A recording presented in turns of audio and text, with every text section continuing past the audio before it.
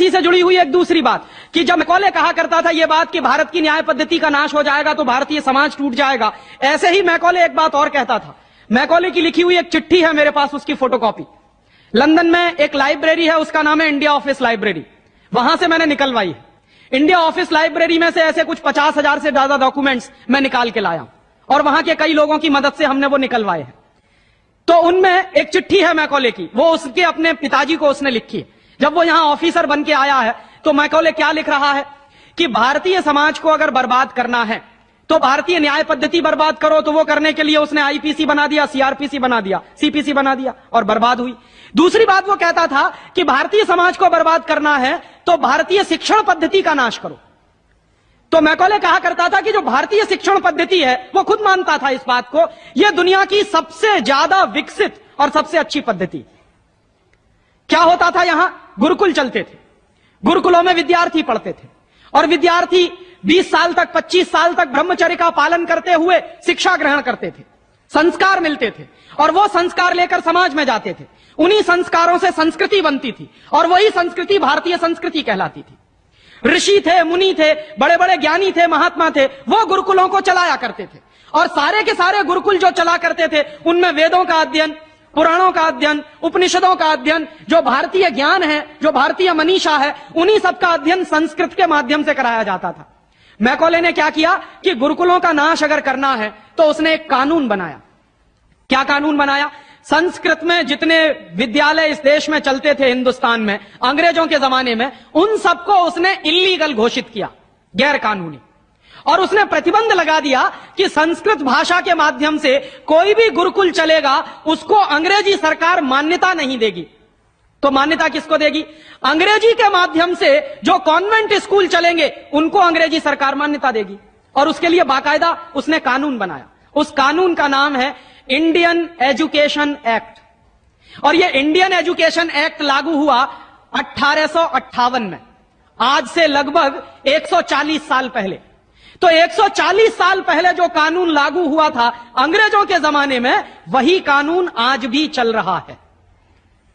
उस कानून के आधार पर मैकॉले ने क्या किया? संस्कृत के माध्यम से चलने वाले गुरुकुलों को बर्बाद कर दिया, कानून बना के उनको बंद करा दिया। जो उनमें अध्यापक होते थे, गुरु होते थे, उनको मार पीट कर अंग्रेजी सरकार जेल में बंद करती थी। जो विद्यार्थी अध्ययन के लिए जाते थे उनको रोक दिया जाता था, उनका अध्ययन ना होने पाए उसके लिए समस्याएं खड़ी की जाती थी। और दूसरी तरफ कॉन्वेंट स्कूल चालू कर दिए और उसमें अंग्रेजी के माध्यम से शिक्षण देना शुरू किया। एक दिन उसने अपने बाप को चिट्ठी लिखी और इस चिट्ठी में उसने ये लिखा कि मैंने हिंदुस्तान में एक ऐसी शिक्षण पद्धति पैदा कर दी है जिसमें अगर हिंदुस्तानी विद्यार्थी पढ़ेंगे तो पढ़कर निकलने के बाद वो शरीर से हिंदुस्तानी होंगे, दिमाग से सब अंग्रेज हो जाएंगे। वो देख रहे हैं, अभी देख रहे हैं। तो शरीर से हिंदुस्तानी और दिमाग से अंग्रेज। तो मैकॉले दूसरी बात लिख रहा है उस चिट्ठी में कि जब वो शरीर से हिंदुस्तानी और दिमाग से अंग्रेज हो जाएंगे तो अंग्रेजों के हिसाब से सारे काम करेंगे। और वो विद्यार्थी जब कॉन्वेंट स्कूल में से निकलेंगे तो सबसे ज्यादा गालियां भारतीय संस्कृति को देंगे, सबसे ज्यादा गालियां अपने मां बाप को देंगे। कैसे? मॉम और डैड कह के। डैड माने होता है मरा हुआ और मम्मी माने होता है शव। इजिप्ट में आप जाइए, मिस्र एक देश है, वहां पे ममीज कहा जाता है किसको? मरे हुए आदमी के शव को। तो हमारी मां हो गई मम्मी और पिताजी हो गए डैड। आया कहां से ये? मैकॉले ने डाल दिया हमारे दिमाग में। और मैं ये कहता हूं कि मैकॉले तो मर गया, उसका बाप भी मर गया, सब मर गए, भगवान उनकी आत्मा को शांति दे, लेकिन उसकी जो आत्मा है वो हम सब में प्रवेश कर गई है। और कैसे प्रवेश कर गई है? मैं आपको यह इतिहास की सच्चाई बता रहा हूं कि जिस जमाने में मैकॉले ने इस देश में सबसे पहला कॉन्वेंट स्कूल खोला था कलकत्ता में, वो कॉन्वेंट स्कूल चला नहीं, बंद हो गया। क्यों बंद हो गया? क्योंकि कोई भी भारतीय मां बाप अपने बच्चे को कॉन्वेंट में पढ़ाने को नहीं भेजता था। अंग्रेजों के जमाने की बात बता रहा हूं। अंग्रेज अपनी पूरी ताकत लगाकर भी इस देश में कॉन्वेंट स्कूल चला नहीं पाए, लेकिन अंग्रेजों के जाने के बाद गांव गांव में, गली गली में कॉन्वेंट स्कूल चल रहे हैं। और ऐसे मम्मी डैडी पैदा हुए हैं इस देश में जो बच्चे का जन्म लेने के पहले रजिस्ट्रेशन करवाए आते हैं कॉन्वेंट स्कूलों। कहते हैं कि अगर रजिस्ट्रेशन नहीं कराया तो एडमिशन नहीं मिलेगा। तो कॉन्वेंट स्कूल में पढ़ाना बहुत जरूरी है बच्चे को। और मैं अक्सर पूछता हूं कि काहे को पढ़ाते हैं कॉन्वेंट स्कूल में, तो कहते हैं राजीव भाई जब हमारा बच्चा कॉन्वेंट में पढ़ेगा तो बहुत स्मार्ट बन जाएगा। तो मैं पलट के पूछता हूं कि जरा बताइए स्मार्टनेस क्या होती है। तो अक्सर मां बाप मुझे जवाब देते हैं जो दिल्ली बंबई में रहते हैं कि हम बच्चे को कॉन्वेंट में इसलिए पढ़ने को भेजते हैं कि जब वो कॉन्वेंट में पढ़ेगा तो टाई लगाएगा, मोजे जूते पहनेगा, बढ़िया सूट है। तो अंग्रेजों के देश में टाई इसलिए लगाई जाती है कि वहां ठंडी बहुत पड़ती है, सर्दी बहुत पड़ती है, और एक साल में 6 महीने भयंकर बर्फ पड़ती है। कभी कभी तो यह हालत होती है कि 6-7 महीने सूर्य भगवान के दर्शन नहीं होते। और वहां की जलवायु ऐसी है कि आज अगर सूर्य निकला तो जरूरी नहीं है कि कल भी निकलेगा, परसों भी निकलेगा, नरसों भी निकलेगा। भारत में ऐसा नहीं है। आज अगर निकला है तो कल भी निकलेगा, परसों भी निकलेगा, 3 महीने बाद भी निकलेगा, 1 साल बाद भी निकलेगा, ऐसे ही निकलेगा। इंग्लैंड के लोग ये गारंटी से नहीं कह सकते। तो वहां ठंडी बहुत पड़ती है, सर्दी बहुत पड़ती है। और जिन देशों में सर्दी बहुत पड़ती है, ठंडी बहुत पड़ती है, वहां के लोगों को अक्सर जुकाम बहुत होता, नाक चलती है। तो जब नाक चलती है तो उस नाक को पोंछने के लिए बार बार जेब से रूमाल निकालना पड़ता। तो उन्होंने क्या किया कि एक रूमाल गले में लटका लो जो नाक पोंछने के काम आएगा। और टाई का माने क्या होता है, अंग्रेजी का शब्द है TIE। टाई का माने होता है गले के चारों तरफ लटकाया गया कोई कपड़ा। किस काम आता है वहां पर, नाक पोंछने के। क्यों करते हैं? क्योंकि ठंडी बहुत पड़ती है, सर्दी बहुत पड़ती है। हमारे देश में तो 1 साल में 9 महीने गर्मी पड़ती है, और यहां गुजरात में तो 12 महीने गर्मी पड़ती है। मैं तो यूपी का रहने वाला हूं, वहां थोड़ी बहुत ठंडी जरूर पड़ती है, यहां तो बिल्कुल नहीं पड़ती। तो वहां तो इसलिए टाई लगाते हैं कि उनको जरूरत है उसकी। हम हमारे बच्चों को क्यों लटका रहे हैं अपने गले में टाई? मर गए अंग्रेज और चला गया मैकॉले, लेकिन उसकी आत्मा का वास हम सब में हो गया। जिसको देखो वो कॉन्वेंट स्कूल में घुसा रहा है अपने बच्चों को, जिसको देखो वो अंग्रेजियत की तरफ ले जा रहा है। बड़े शर्म की बात है, शर्म की बात है, सावधान होना चाहिए। एक बार बंबई में मैंने एक जगह व्याख्यान में पूछा, पढ़े लिखे कुछ लोग बैठे थे, कि आप अपने बच्चों को कॉन्वेंट में क्यों भेजते हैं? आपको मालूम है कॉन्वेंट का मतलब क्या होता? यूरोप के देशों में कॉन्वेंट का मतलब क्या होता? यूरोप में हजारों साल एक परंपरा रही है जो हमारे यहां कोई सोच भी नहीं सकता उसके बारे में। यूरोप की परंपरा क्या रही है हजारों साल? वहां बच्चे लावारिस छोड़े जाते। आज भी यूरोप के देशों में, अमेरिका में आधे से ज्यादा बच्चे लावारिस तरीके से बड़े होते हैं। और यह परंपरा आज से 100-150 साल पहले तो बड़ी भयंकर थी। तो यूरोप में क्या होता था कि बच्चा पैदा हुआ, छोड़ दिया चर्च के सामने, छोड़ दिया अनाथ आश्रम में, छोड़ दिया किसी और संस्था में, वहां बड़ा होगा। तो जो लावारिस बच्चे वहां पैदा होते हैं, उन लावारिस बच्चों की पढ़ाई लिखाई, उनकी व्यवस्था करने का काम जिस जगह पर किया जाता है उसको कहते हैं कॉन्वेंट। हाँ बड़ो, तुम्हारे छोकरे कॉन्वेंट में जा रहे हैं। कॉन्वेंट का माने होता है लावारिस बच्चों के पढ़ने लिखने का स्थान। माने जिन बच्चों के मां नहीं है, जिनके बाप नहीं है, जिनके दादा दादी नहीं है, जिनका कोई कुटुंबीजन नहीं है, उन बच्चों को पढ़ाने के लिए जो स्कूल चलाए गए यूरोप में, उनको कॉन्वेंट स्कूल कहते हैं। तो हम हमारे बच्चों को कॉन्वेंट में क्यों भेज रहे हैं? हाय राम, तौबा तौबा। यहां तो मां भी है और बाप भी है, लेकिन हम इतने बेवकूफ हो गए हैं कि मां बाप के रहते हुए बच्चे को लावारिस बनाने के लिए कॉन्वेंट में भेज रहे हैं। और वहां जाके बच्चे पढ़ते हैं तो क्या पढ़ते हैं? कल जो बापू कह रहे थे किस्से में, वही बंबई में एक दंपत्ति ने मुझे कहा, पति पत्नी थे, कहने लगे राजीव भाई अगर बच्चा अंग्रेजी नहीं पढ़ेगा तो पीछे रह जाएगा। तो मैंने उनसे पूछा आपको मालूम है दुनिया में कितने देशों में अंग्रेजी चलती है?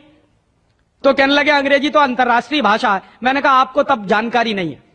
दुनिया में इस समय 200 देश हैं जो संयुक्त राष्ट्र संघ के नक्शे पर हैं, और उन 200 देशों में से मात्र 12 देशों में अंग्रेजी चलती है। बाकी 188 देशों में उन देशों की अपनी भाषाएं चलती हैं। तो 200 देशों में से मात्र 12 देशों में अंग्रेजी चलती है, तो अंग्रेजी अंतर्राष्ट्रीय कैसे हो गई?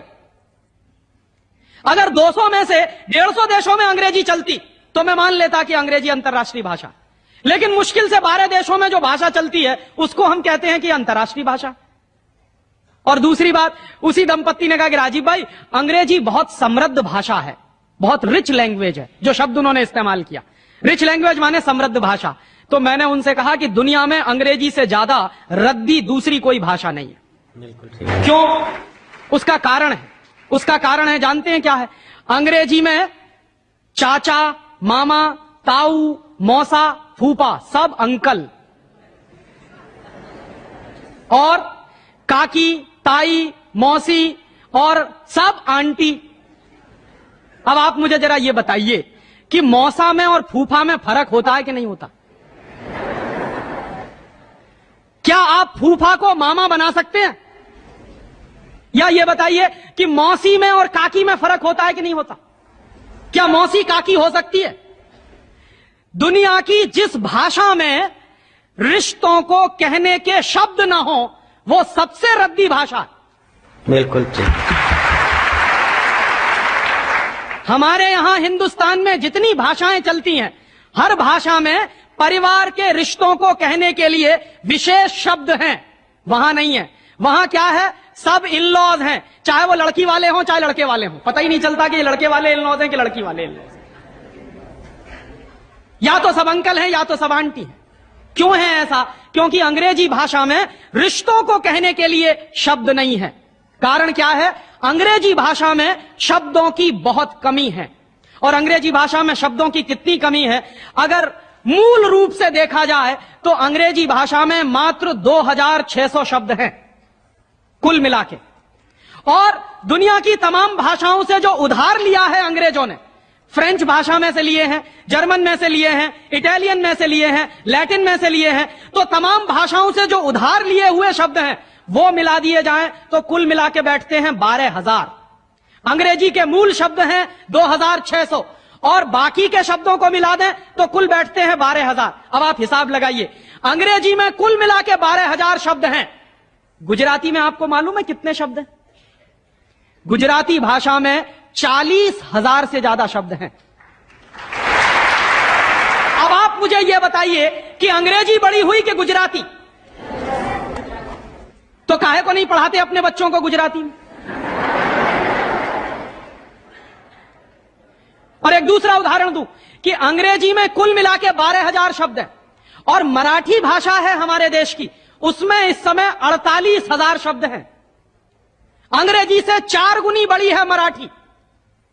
और हिंदी का हिसाब लगाऊं तो अंग्रेजी में इस समय 12,000 शब्द हैं, हिंदी में इस समय करीब 72,000 शब्द हैं। और हिंदी से एक कदम आगे चलिए, संस्कृत। तो अंग्रेजी में कुल मिला के 12,000 शब्द हैं, संस्कृत में कुल मिला के 1.5 लाख शब्द हैं। और संस्कृत से एक सीढ़ी और ऊपर चढ़िए, प्राकृत, जिसको हम सब भूल गए। प्राकृत को अगर ध्यान में रखें तो प्राकृत में 2.5 से 3 लाख शब्द हैं। दुनिया की सबसे बड़ी भाषा हमारे पास है, लेकिन हम बेवकूफों को मालूम नहीं है कि हमारे पास क्या है। हम पढ़े लिखे इडियट हैं, अंग्रेजी में कहें तो भाग रहे हैं एक ऐसी भाषा के पीछे जिसमें मात्र 12,000 शब्द हैं और अपनी भाषाएं छोड़ते चले जा रहे हैं। और ये जो भाषा की गुलामी होती है ये बहुत खतरनाक होती है। जो आदमी अपनी भाषा बदल सकता है वो किसी दिन अपनी मां भी बदल सकता। और ये मैं बहुत गंभीर बात कह रहा हूं।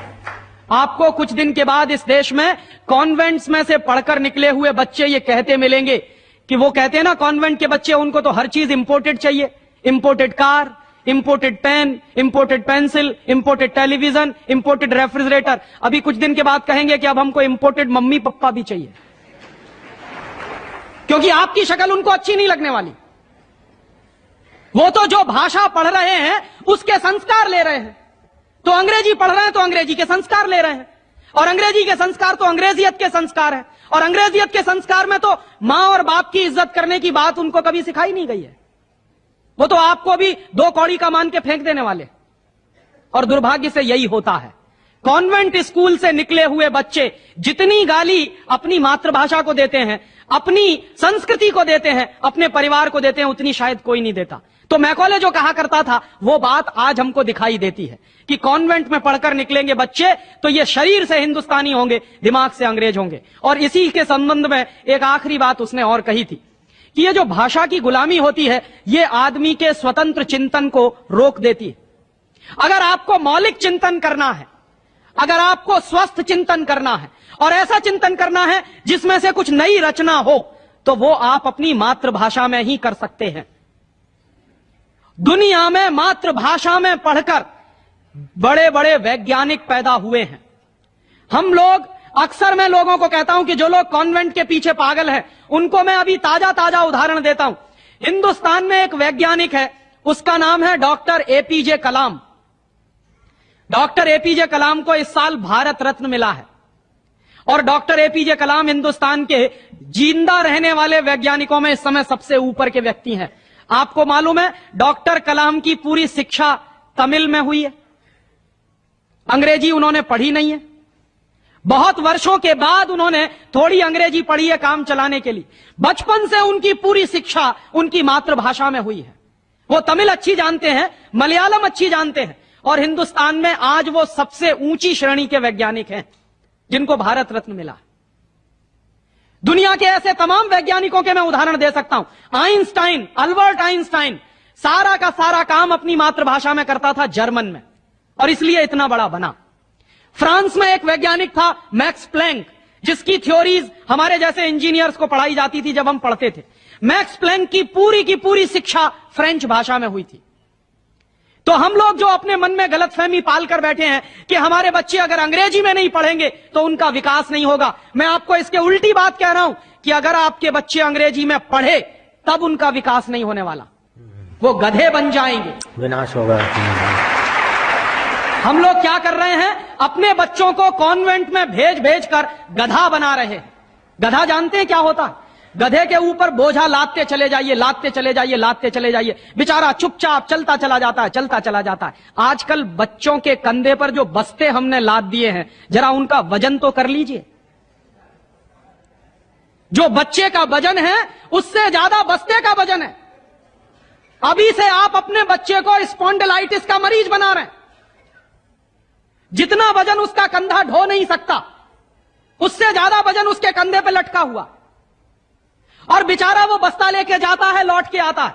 जब लौट के आता है तो घंटों घंटों का होमवर्क उसको दे दिया जाता है।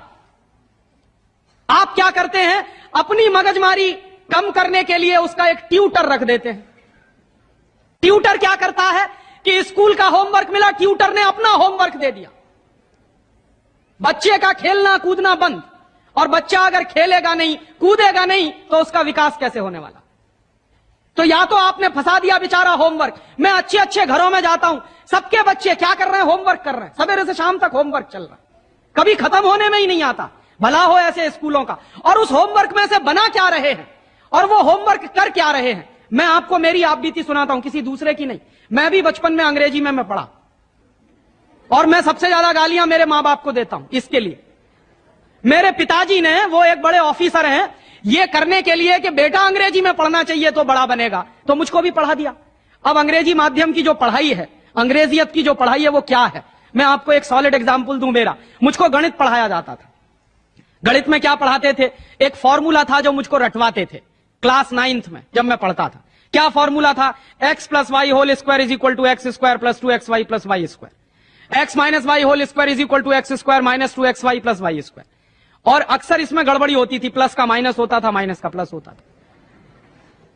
तो क्या होता था, मेरी पिटाई होती थी, क्लास में पिटाई होती थी। और मेरे जो अध्यापक थे तो मुझको खूब चिढ़ाते थे और मुझको खूब उल्टा सीधा कहते थे। एक दिन मैंने ये तय किया कि सब छोड़ छाड़ के ये 2 फॉर्मूले रटूंगा। तो रटने के लिए मैं बैठ गया, सब काम एक बाजू में। अब ये x + y और x - y में मैं घुस गया। लिख लिख के मैंने किलो कॉपियां बर्बाद कर दी, किलो कागज बर्बाद कर दिया, पता नहीं कितने बॉल पेन बर्बाद हुए होंगे। और 3-4 महीने की उस भयंकर मेहनत के बाद मुझको कुछ फॉर्मूले याद हो गए। अब वो फॉर्मूले मैं सीख के आया। दुर्भाग्य से मैं बताऊं कि 3-4 महीने के सैकड़ों घंटे बर्बाद करके, अपना खून सुखा के, मार खा के, बेइज्जती बर्दाश्त करके मैंने जो फॉर्मूले पढ़े वो मेरे जीवन में आज तक कभी काम में नहीं आए।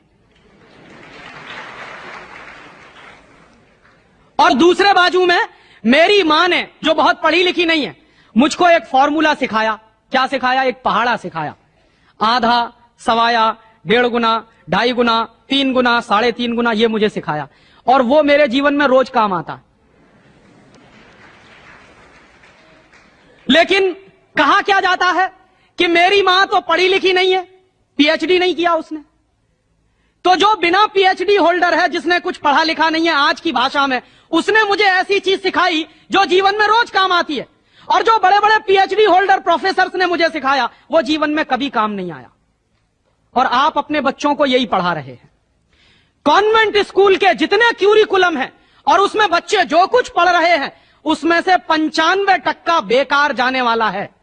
उस 95% का उनके जीवन में कभी कोई इस्तेमाल होने वाला नहीं। ये आप कहिए तो मैं जहां कहिए वहां लिख कर दे दूं, क्योंकि मैं भुगत चुका हूं इस बात को। और वो जो 95% आप पढ़ा रहे हैं, आपके बच्चे के अगर काम नहीं आने वाला है, तो उसके लिए आप लाखों रुपए बर्बाद कर रहे हैं, करोड़ों घंटे बर्बाद कर रहे हैं। उस बच्चे का मन मस्तिष्क आपने दबा दिया है होमवर्क के नीचे। झूठी शान और प्रतिष्ठा में आप अपने बच्चों को गधा नहीं बना रहे हैं तो क्या बना रहे हैं?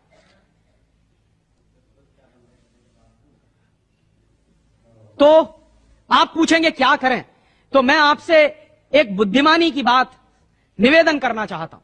वो निवेदन यह करना चाहता हूं कि जितनी जल्दी हो अपने बच्चों को इन कॉन्वेंट स्कूलों में से बाहर निकाल लीजिए। और बढ़िया बात है। ये कॉन्वेंट स्कूल में इसलिए भी भेजना बंद करिए कि भारतीय संस्कृति में पिता सिर्फ एक होता है, लेकिन कॉन्वेंट स्कूल में एक फादर भी होता है। इस बात की गंभीरता को समझिए कि भारतीय संस्कृति में पिता एक ही होता है, लेकिन कॉन्वेंट स्कूल में जब बच्चे जाते हैं तो एक दूसरा फादर भी होता है। तो पिता के साथ ये फादर कहां से आ गया? और अगर पिता के साथ फादर आ गया तो पता नहीं क्या क्या आ जाएगा आपके घर में। हां, यह मैं चेतावनी के रूप में कह रहा हूं आपसे। यह सिर्फ इशारे से समझ लीजिए कि अगर बच्चे की पढ़ाई के साथ पिता के साथ फादर आया है तो और बहुत कुछ चला आएगा आपके बच्चे के संस्कार में। और कहीं ऐसा ना हो जाए कि आपके देखते देखते आपका बच्चा क्रिश्चियन ना बन जाए, ईसाई ना बन जाए। इसलिए मैं आपसे एक निवेदन तो यह करने आया कि जितनी जल्दी हो कॉन्वेंट स्कूलों से बच्चे निकाल लीजिए। और एक दूसरा निवेदन और करने आया हूं, जितनी जल्दी हो कॉन्वेंट स्कूलों को डोनेशन देना बंद करिए। हमारा हजारों हजारों रुपए का डोनेशन कॉन्वेंट स्कूलों में जाता है। एक बच्चे का एडमिशन कराना है तो वो कहेंगे बिल्डिंग फीस दे दो, वो कहेंगे डोनेशन दे दो, वो कहेंगे इसकी फीस दे दो, उसकी फीस दे दो। और रोज रोज कोई ना कोई मांग चढ़ी ही रहती है। आज फलाना डे, आज धमाका डे, आज ये ले आओ, कल वो ले आओ। बर्बादी हमारी, माने हम हमारे दुश्मन को अपना पैसा दे रहे हैं। दुनिया में ऐसे बेवकूफ लोग मैंने कहीं नहीं देखे जो अपने दुश्मन को अपने घर का पैसा देते हो। आप जानते हैं कि कॉन्वेंट स्कूलों में से निकलने वाले बच्चे भारतीय संस्कृति के विरोधी होने वाले हैं और उनको यूरोप की संस्कृति सिखाई जा रही है। उसके लिए पैसा हम खर्च कर रहे हैं अपने हाथों से। तो भगवान के लिए, भारतीय संस्कृति को बचाने के लिए अपने बच्चों को कॉन्वेंट में से बाहर निकालिए और अपने बच्चों के नाम पर ये उनको जो डोनेशन दे रहे हैं आप कॉन्वेंट स्कूलों को, वो बंद करिए। और मैं आपको पूरे विश्वास से ये कहना चाहता हूं कि आपके बच्चे अगर मातृभाषा में पढ़ेंगे तो सबसे ज्यादा विद्वान बनने की क्षमता है उनमें। और ये क्यों है? दुनिया के सारे मनोवैज्ञानिक एक ही बात पर अब पहुंचे हैं, जो बात हमारे लोग बहुत पहले से कह गए। अभी यूरोप के लोग आज उस निष्कर्ष पे पहुंचे। क्या कहते हैं? बच्चा अगर मातृभाषा में पढ़ता है तो उसको जो सुविधाएं मिलती हैं, जो फायदा होता है, वो दूसरी भाषा में नहीं मिलती। जैसे उदाहरण के लिए मैं आपको बताऊं और आप इसको प्रयोग के रूप में करिए। आपकी मातृभाषा अगर गुजराती है और आप अपने बच्चे को गुजराती में पढ़ाइए तो कोई सवाल आप उसको दीजिए गुजराती में याद करने के लिए, जितनी जल्दी वो याद कर लेगा उस सवाल को, अगर वही सवाल आप अंग्रेजी में दीजिए उसको तो कम से कम 6 गुना समय लगेगा उसको। अगर वो 1 घंटे में गुजराती में कोई चीज याद करेगा तो 6 घंटे लगेंगे उसको अंग्रेजी में याद करने के लिए। और अंग्रेजी में भी उसको याद नहीं होगा, वो रटेगा पोपट की तरह से। जैसे पोपट होता है ना, रट लेता है, वैसे ही रटेगा। और रटने के बाद क्या करेगा? इम्तिहान में लिख कर आएगा। इम्तिहान में लिख कर आया, उसके 2 दिन बाद पूछिए कि तुमने परसों क्या लिखा है, उसको कुछ याद नहीं। ऐसे ज्ञान का करेगा क्या वो? जो ज्ञान उसको 2 दिन भी याद न रहे, जो जानकारी उसको 2 दिन भी याद नहीं रहने वाली, उस जानकारी का वो अपने जीवन में करने वाला क्या है? और इसके दूसरी तरफ आप ये करके देख लीजिए, छोटी छोटी कहानी, छोटे छोटे किस्से, छोटी छोटी कथाओं के माध्यम से, मातृभाषा के माध्यम से आप उसको कोई बात सिखा दीजिए, वर्षों वर्षों जिंदगी भर उसको वो बात याद रहेगी। मुझे भी याद है, मेरी दादी मां ने कहानी के माध्यम से जो संस्कार मुझ में दिए हैं वो अभी भी मुझे याद है। लेकिन मेरे स्कूल में जो संस्कार मुझे दिए गए वो मैं भूल चुका हूं, क्योंकि विदेशी भाषा में मैंने लिए। तो ये खराब होता है। और एक इसी के साथ एक आखिरी निवेदन कि अंग्रेजों ने जिस तरह से बर्बाद किया है भारतीय समाज को, कम से कम अब अगर हमको ये चेतना आती है तो इसको हम बचाएं। मुझे लगता है कि सबसे बड़ा काम और सबसे पहला काम कॉन्वेंट स्कूलों के बंद कराने का, और वो हम सब मिलकर ही कर सकते हैं, अकेला कोई नहीं करेगा। अगर हम सब कॉन्वेंट स्कूलों का बहिष्कार करने का संकल्प ले लें तो फिर से नए गुरुकुल खड़े हो सकते हैं। जो दान आप कॉन्वेंट स्कूलों को देते हैं वो दान अगर गुरुकुलों को मिलना शुरू हो जाए तो गुरुकुल चलने भी शुरू हो जाएंगे, उनको प्रतिष्ठा भी मिल जाएगी, उनको सम्मान भी मिल जाएगा। अगर हमारी गलती से बर्बादी आई है तो वो गलती आज हम सुधार लें। और ऐसे ही एक दूसरी आखिरी बात कि अंग्रेजियत हमारे मन में बहुत गहरे घुस गई है, और ये अंग्रेजियत जो होती है बहुत खराब होती है। कई बार मैं कहता हूं कि अंग्रेजी भाषा से ज्यादा खतरनाक है अंग्रेजियत। महात्मा गांधी अक्सर ये कहा करते थे कि अंग्रेज चाहे तो रहें लेकिन अंग्रेजियत जानी चाहिए। ये अंग्रेजियत क्या है? हमारे सबके घरों में, सबके मन में एक तरह का लालच बैठ गया है। हर एक आदमी को इस देश में इंपोर्टेड माल चाहिए, विदेशी कंपनी का माल। किसी भी साधारण से साधारण बच्चे को कहो कि देखो मेरे पास इंपोर्टेड पेन है, तुरंत हाथ फैला देगा, लाओ दे दो।